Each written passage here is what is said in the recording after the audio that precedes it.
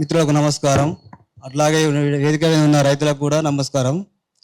అయితే ఒక రోజు మా పక్క గుట్ట పక్కనే ఉంటాను మా చెలక, అలా 2 బర్రెలు 2 ఎడ్లను కట్టేసినాం. కట్టేస్తే పోలీసు వాళ్ళని పిలుచుకొచ్చి ఇడికలు కొట్టుకపో అని చెప్పేసి అన్నాను. అంటే ఇడికలు ఎట్ట కొట్టుకోపోదు సార్, నా భూమిలో నేను కట్టేసుకున్నాను, మీరు ఎట్లా కొట్టుకోమంటారా నేను అన్నా. అంటే ఒకరోజు మా మొఖాన చూడరి, సరే వాళ్ళు మాట్లాడుకోలేదా మీతోటి, ఇంత పక్కన భూమి ఉంది కదా, పక్కన భూమి ఉన్నప్పుడు మీ పర్మిషన్ లేకుండా ఎట్లా వాళ్ళు లేపుతారు బ్లాస్టింగ్, ఇది కాదు ఏదన్నా మీరు మాట్లాడుకున్నాక వాళ్ళు పర్మిషన్ తీసుకున్నాకనే పేల్చుకుంటారు. కానీ ప్రెసిడెంట్ గారు అయితే ఈ ఒక్కరోజు మా మొఖం చూసానా మీరు బరం పక్క కట్టేయని చెప్తే సరే అని చెప్పేసి ఒకరోజు పక్క కట్టేసినాం. ఆ రోజు బ్లాస్టింగ్ లేచింది. మళ్ళీ నెక్స్ట్ తెల్లారి మళ్ళీ కట్టేసినాం. మళ్ళీ కట్టేస్తే మళ్ళా కట్టేసేసి చెప్పేసి పోలీసు వాళ్ళకి ఫోన్ చేస్తే వాళ్ళు ఏమంటారు, ఏమైనా మళ్ళీ కట్టేసినమాట అంటే, అవును సార్ నా భూమి ఖరాబ్ అవుతుంది, రాళ్ళు పడుతున్నాయి, రప్పలు పడుతున్నాయి, నా భూమిని నేను కట్టేసుకుంటే వాళ్ళకేం బాస్తారని చెప్పేసి అన్నప్పుడు వాళ్ళు ఏమంటారు అంటే, సార్ సంజయ్ రెడ్డి గారు మీరు ఏదన్నా రైతులతో మాట్లాడుకోరి, రోజు మీ కాడికి రావాలంటే మేము రాలేమని చెప్పేసి వాళ్ళు కూడా అన్నారు. అన్నాక తెల్లారి సంజయ్ రెడ్డి వచ్చి లేదు మళ్ళీ ఒక్కనే మాట్లాడుకో, 10 మంది 15 మంది రైతులు వీళ్ళంతా 70 మంది రైతులు కాదు, నువ్వు పక్కనే ఉన్నావు, నీ ఒక్కనికి ఏం కావాలో చెప్పు, నువ్వేం వాడుతావు చెప్పని చెప్పి ఫోన్లో మాట్లాడారు. నా ఒక్కరిని కాదు, ఇది చుట్టూ ఉన్న అందరు రైతుల సమస్య. ఒక్కరిని విడదీసుకొని నీకు ఇన్ని ఇస్తా, నీకు అన్ని ఇస్తా, భూమికి భూమి ఇస్తా, లేదంటే నీకు 2 లక్షలు ఇస్తా, ఇలాంటి సలహాలు చెప్పుకొస్తారు చుట్టూన్న ఏది పక్కన ఉన్న మనుషులతోని. అట్లా కాదు, ప్రతి ఒక్కరికి న్యాయం జరుగుతాడికైతేనే మాట్లాడాలని చెప్పి నేను అన్నా. అయిన దానికైతే సరే మరి అందరినీ రైతులను పిలుచుకున్నాడు. సరే అని చెప్పేసి మా రైతులకు అందరికి ఫోన్ చేస్తే మా బాయికాడికి వచ్చారు వీళ్ళందరూ. వీళ్ళు వచ్చినాక మళ్ళీ ఆయన కూడా సంజయ్ రెడ్డి కూడా 11 గంటలకు వచ్చి ఏమంటాడు, ఏం సమస్య మీదని చెప్పేసి అన్నాడు. అవును, ఇప్పుడు నీకు ఎవరు పర్మిషన్ ఇచ్చారు మా రైతులను అడగకుండా? చుట్టూ ఉన్న రైతులను అయితే పక్కనే ఉన్న రైతులన్నా కనీసం గుట్ట పక్కబండి ఉన్న రైతులను పర్మిషన్ అడగాలి కదా. పర్మిషన్ పడుతుంది, మరి ఏం సంగతి, మీకు రాయి పడుతుంది, దుమ్ము పడుతుంది అని ఎవరైనా ప్రశ్నించారా? మమ్మల్ని ఎవరిని అడగకుండా నువ్వు ఎట్లా పెడతావని చెప్పేసి ఈ 10-15 మంది రైతులు సంజయ్ రెడ్డిని అడిగారు. అడిగితే లాస్ట్కి ఏమంటున్నారు, రూపాయలు ఆశ అయితే రూపాయి నష్టం అయితే రూపాయి అంతే, ఇక అంతకన్నా ఎక్కువ నాతోని కాదు, మీరు ఏం చేసుకుంటారో చేసుకోరి, మీరు ఏడ చెప్పుకోరి, రాళ్ళు పడతాయి దుమ్ము పడతాయి అని చెప్పేసి సంజయ్ రెడ్డి అన్నాడు. మరి ఫస్ట్ లేటెస్ట్గా వచ్చింది మిషన్, రాళ్ళు పడవు రప్పలు పడవు దుమ్మే రాదని చెప్పినావు కదా ఊళ్ళో జనానికి. సరే మరి రైతులకని చెప్పలే, పక్కనున్న రైతులకు ఎవరికైనా చెప్పలే, కానీ ఊళ్ళో జనానికి ఏం చెప్పిందంటే లేటెస్ట్గా టెక్నాలజీగా ఇదివరకు 2008-2009 ఉన్న కాంకర్ మిషన్ అంటే అప్పుడు వాస్తవంగా పెద్ద రాళ్ళు పడేది. ఇప్పుడు కొత్త లేటెస్ట్ మిషన్ తయారైంది, రాళ్ళు పడవు రప్పలు పడవు, వాటర్ పెట్టుకుంటాం జస్ట్ మిషన్ వచ్చేటప్పుడు అని చెప్పేసి ఊళ్ళో మొత్తాన్ని చెప్పిండు. కానీ మా రైతులకైతే మనం చెప్పలేదు, రాళ్ళు పడతాయని చెప్పలేదు, రప్పలు పడతాయని లేదు, కాంకర్ మిషన్ పడతాయని కూడా ఎవరిని కూడా పిలిచి రైతులని ఇట్లా పరిస్థితి అని చెప్పలేదు. కాబట్టి ఆ రోజు గట్టిగా నిలదీసాం ఒకరాదు, ఎందుకు మమ్మల్ని అడగకుండా నువ్వు ఎట్లా పెడతావు, మా భూములు ఎట్లా రాళ్ళు పడతాయంటే ఇక అంతే, నేను చెప్తున్నా రూపాయలు నాశ అయితే రూపాయలు ఇస్తా, కాదంటారా మీరు ఏం చేసుకుంటారో చేసుకోరి, రాళ్ళు పడతాయి దుమ్ము పడతాయి ధూళి పడతాయి అని చెప్పేసి ఈ ఆడికెళ్ళి చెట్టుకెళ్ళి లేచిపోవడం జరిగింది.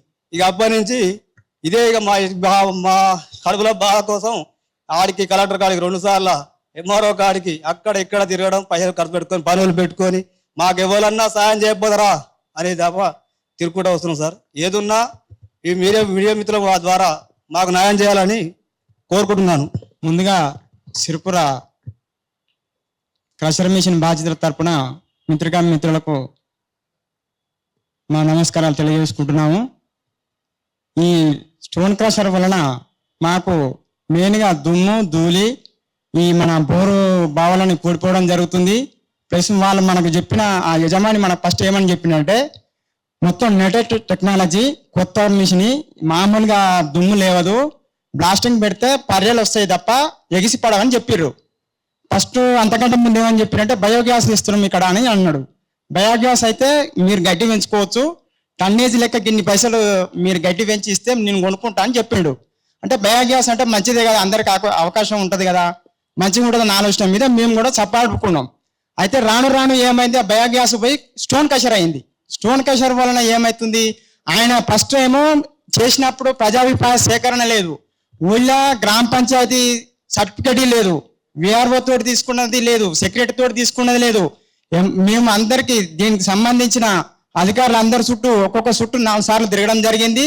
ఫస్ట్ పేపర్లు తీసుకొని పోవడం వల్ల రిసీవ్డ్ కాపీ ఇవ్వడం తిరిగి రావడం, రిసీవ్డ్ కాపీ ఇవ్వడం తిరిగి రావడం ఇదే జరిగింది. అయితే మళ్ళీ తర్వాత ఏం చేసినామంటే ఇట్లయితే బాగాలేదు, ఇట్లా ఇవ్వడం పోవడము, కిరాయిలు తప్పడం, చేతులకి వెళ్ళి పైసలు పెట్టుకోవడం పని ఖరాబ్ అవుతుంది, ఇట్లయితే బాగాలేదన్న ఆలోచన మీద అందరికీ ఆర్టీఏ పంపించినాము. ఆర్టీఏ పంపించడం ద్వారా మీ దగ్గర ఏమేమి ఆధారాలు ఉన్నాయి, మీ దగ్గర ఏమేమి ఆదేశాలు ఉన్నాయి, ఆదేశాల మేరకు మీరు ఏమి ఇచ్చారు, ఏం సంగతి అనేది తెలుసుకోవడం వల్ల ఒక్కొక్కటి బయటికి రావడం వల్ల ఈ సిఐపి అనేది లేకుండా అక్రమంగా చేసి స్టోన్ క్రషర్ నడిపించడం జరిగింది. ఇవన్నీ తిరగడం వల్ల మాకు ఇదంతా తెలిసింది.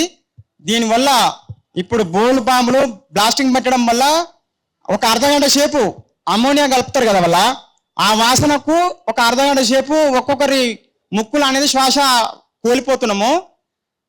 పశువులకి కానీ, గొర్రెలకి కానీ, మేకలకి కానీ, ఇప్పుడు మాకు వచ్చిన కూలినాళ్ళు పనిచేసేటోళ్ళే కానీ ఎటు ఒక 3 కిలోమీటర్ల మందం ఈ వాసన పోతుంది. ఆ 3 కిలోమీటర్ల దూరం ఉన్నోళ్ళు కూడా మాకు స్పందిస్తున్నారు. ఎందుకంటే ఇప్పుడు ఫస్ట్ వీళ్ళు చుట్టుపక్కల వాళ్ళకి ఇబ్బంది అవుతుంది, చుట్టుపక్కల వాళ్ళకి ఇబ్బంది అవుతుంది అని వాళ్ళు అనుకోరు. రాను 3 కిలోమీటర్ల దాకా పోయింది. వాళ్ళు కూడా మాకు సహకరిస్తారు. ఆయన యజమానికి ఉన్నది 12 ఎకరాల 10 గుంటలో ఏదో ఉంది. చుట్టుపక్కల మాది ఒక 300 ఎకరాలు ఉంది.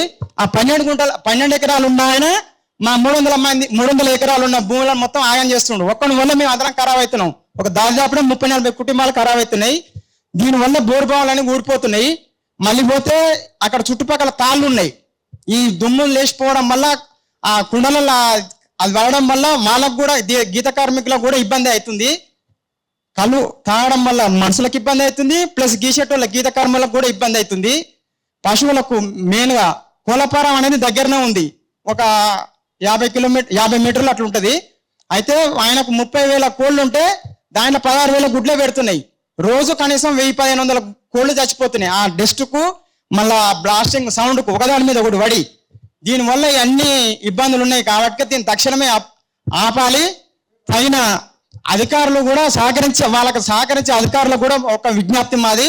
అయ్యా మీరు ఆడ ఉన్న సిచ్యువేషన్ ఏంది, ఆడ ఉన్న ప్రక్రియ ఏంది, అసలు పక్కన ఉందా భూమి లేదా ఏంది అనేది ఏది చూసుకోకుండా, ఏది చేయకుండా, ఏదో నాకు మంత్రి ఉండు, ఎమ్మెల్యే ఉండు, ఎంపీ ఉండు అన్న ఉందాత పోకుండా, అయినా అది ఏంది ఆ ఉందాతోటి పోయినా కానీ దాంట్లో న్యాయం ఉండాలి. ఈ అన్యాయం సొమ్ము అన్యాయం చేస్తే ఎవరైనా నాశనానికి గురి కావాల్సిందే. ఎట్టి పరిస్థితుల్లో అయినా దీన్ని ఆపి మీరు మాకు సహకరించగలరని మా యొక్క మనవి.